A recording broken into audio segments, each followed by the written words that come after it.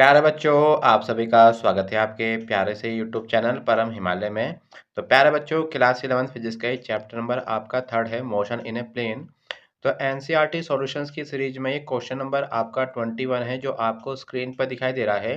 तो क्वेश्चन देखो प्यारे बच्चों, क्या बोल रहा है आपका ये। तो read the each statement below carefully and state which region and example. तो बेटा हमको बताना है कि जो आपकी स्टेटमेंट यहाँ पर गिवन है, आपको यहाँ पर 5 स्टेटमेंट गिवन है, ये आपका ट्रू है या फॉल्स है, और हम इसका रीजन और इसका एग्जांपल भी हमको आपका एक्सप्लेन आपका करना है।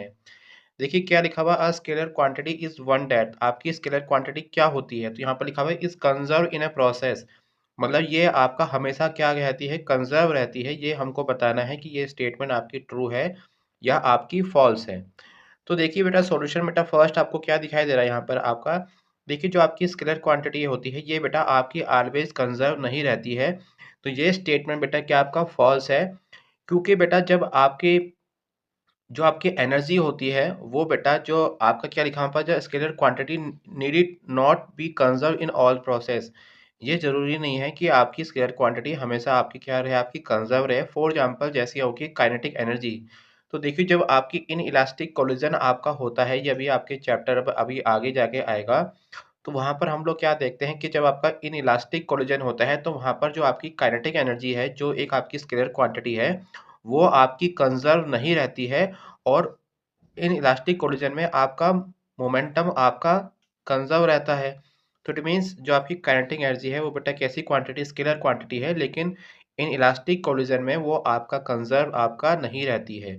ठीक है, तो इट मीन्स जो आपका स्टेटमेंट यहाँ पर गिवन था आपका, कि जो आपकी स्केलर क्वांटिटी होती है वो आपकी कंजर्व होती है। तो ये स्टेटमेंट क्या आपका, ये आपका फॉल्स है। ठीक है, इसका एग्जांपल क्या हो गया, काइनेटिक एनर्जी।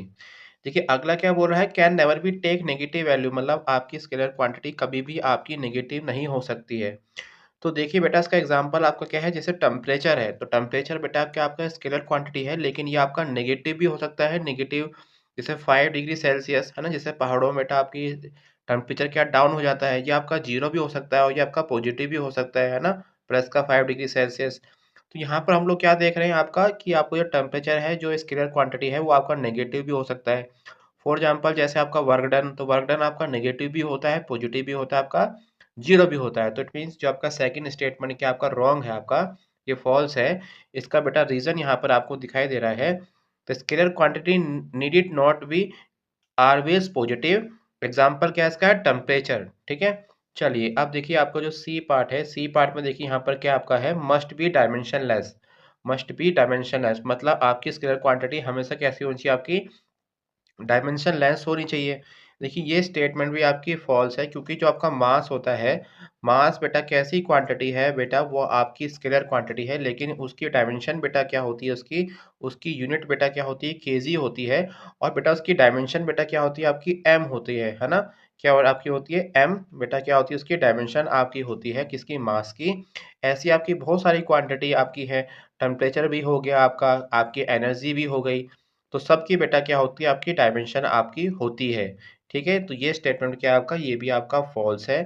अब देखिए डी स्टेटमेंट बेटा क्या आपका है, कि डी स्टेटमेंट क्या कह रहा है आपका, ये does not very from one point two another in space. मतलब आपका स्केलर क्वांटिटी की वैल्यू स्पेस में किसी एक पॉइंट से दूसरे पॉइंट के बीच आपकी वेरी नहीं होती है। ठीक है, चलिए तो देखिए बेटा ये स्टेटमेंट बेटा क्या है आपका, देखिए ये भी आपका फॉल्स है। ये बेटा क्या आपका फॉल्स है। तो फॉर एग्जांपल जैसे आपकी होती है डेंसिटी, तो डेंसिटी आपकी जो आपकी अर्थ के एटमॉस्फेयर में होती है, तो बेटा क्या करती है, आपकी वेरी होती रहती है। कहाँ से, अगर आप माउंटेन एरिया में जाएंगे, तो वहाँ पर आपकी बेटा एयर की डेंसिटी आपकी अलग होगी।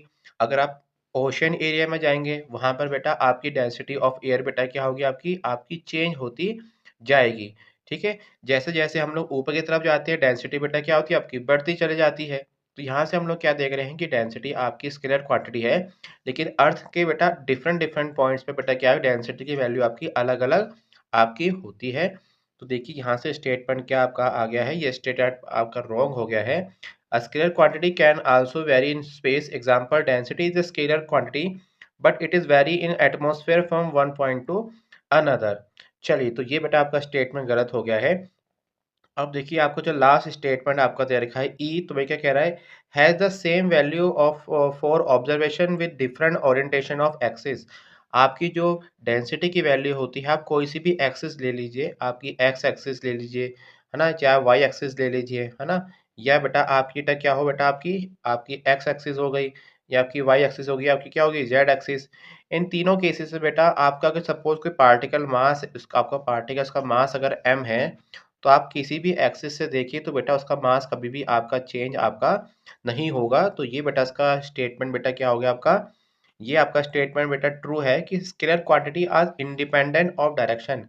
आप किसी भी डायरेक्शन से अगर आप स्केलर क्वांटिटी को देखते हैं तो वो बेटा कभी भी आपकी चेंज नहीं होती है। तो ये स्टेटमेंट बेटा क्या हो गया ट्रू हो गया, क्योंकि scalar quantity only has the magnitude, उसकी कोई डायरेक्शन तो होती नहीं है स्केलर क्वांटिटी की। तो it means the value of scalar does not very from observer with different orientation of axis. For example क्या हो गया मास, तो मास क्या है आपका इनवेरिएंट ऑफ ऑब्जर्वर, है ना, with different orientation of axis. आप किसी भी एक्सिस से देखेंगे तो आपका मास की बेटा वैल्यू क्या रहेगी आपकी हमेशा कांस्टेंट रहेगी।